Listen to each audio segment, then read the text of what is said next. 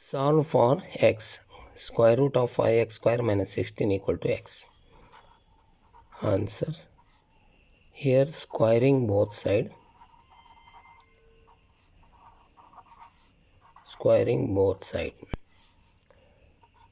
Square root of 5x square minus 16 whole square equal to x square. Here square root gets cancelled. 5x square minus 16 equal to x square.